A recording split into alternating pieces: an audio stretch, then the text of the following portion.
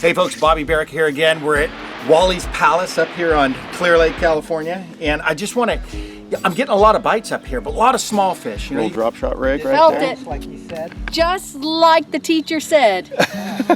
You know, you got a lot of those lakes throughout the country where you get, when you're drop shotting a 4 or 6 inch worm, you're going to get a lot of bites and you're going to go through a lot of plastic. So I'm a fishing guide, so I got to watch my pennies, right? Like a lot of us do. You know, fishing, it's an expensive sport. Maybe I should start listening to him. Mary, quit sitting in the back of the clutch. You got to sit up on the front row.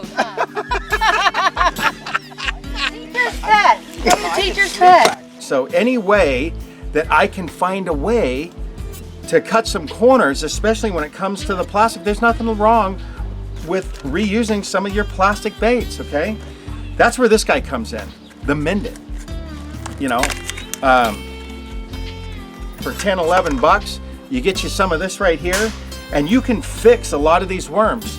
You know, some of these worms, you get one bite or you catch one fish and the worm's gone. And these things are 40, 50 cents, 30 to 50 cents a piece, right? So it's senseless, especially if you got the kids and you got 3 people fishing, everybody's throwing worms, you're gonna go through a whole lot of worms. And these worms are 4, 5, 6 bucks a pack for 10 or 20.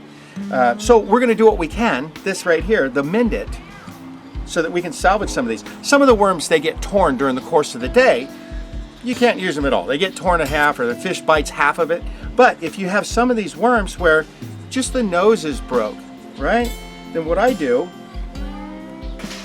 is I got my little Mendit here, sent the wife to the store because I was going through way too many worms.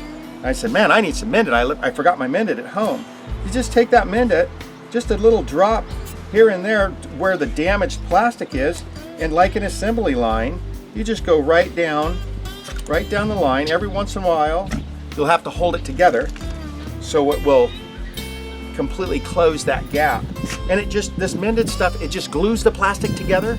Presto Prango, you'll get another use, you'll get another rep out of each plastic worm. How big is that one, Murray? Is that a big one? No, the bend on your rod. I go, this is. Holy crap, that's a big one. Oh my gosh, Murray, that's a huge one. Like these Here, hooks. that's a little bit. That's a little bitty hook too. Jeez Louise.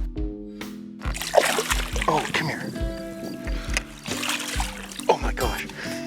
Hang on to that thing.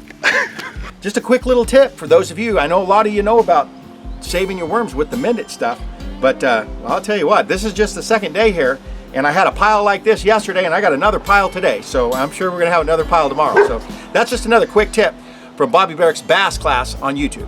Now I got something to do with my hands.